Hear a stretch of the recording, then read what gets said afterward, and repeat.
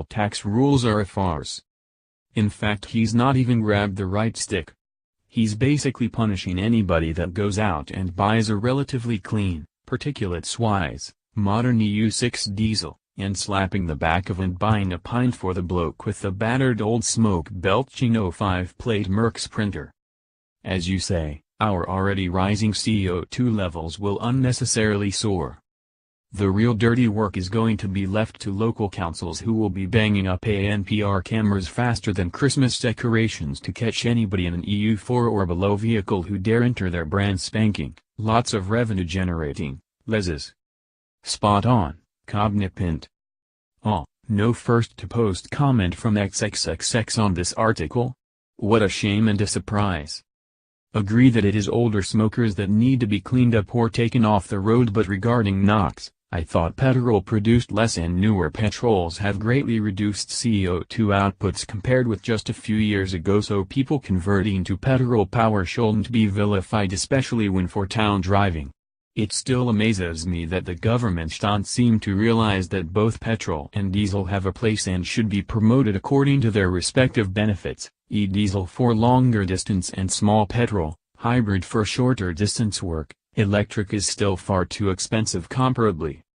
The whole subject, including whether petrols produce more or less NOx, is not as black and white as you, the headline makers and the government is trying to make it. Some of the latest diesels produce less NOx than some petrols. Just like can't say that diesel is dirtier than petrol, it depends on which pollutants you're talking about. In some ways it's cleaner, in some ways it is dirtier. An excellent summary of an announcement that was so cockeyed and self-defeating that I thought I was missing a page or two, setting out how he was going to impact the genuinely polluting cars. But no, although, given the incomprehensible stupidity and incompetence of this government, I really shouldn't have been so surprised. At Fady80, so I presume you would like to cover the difference in cost of fuel for me in moving to a petrol when considering the 40k miles I do for work alone each year? Yeah. Thought not. Let's imagine the scenario. I have a Euro 4 or 5 diesel, I'm thinking of replacing it, and based on the miles I do, a petrol is going to cost more in fuel than any cost savings. I could act in one of two ways after this announcement. Act quickly, buy a new EU6 diesel, that was probably homologated a couple of years ago before RDE, and that could be putting out a lot more NOx than the legal limits in normal use, but which won't be subject to this increased tax. Or delay my purchase, keep my old diesel until new RDE2 homologated vehicles are available in 2020-21.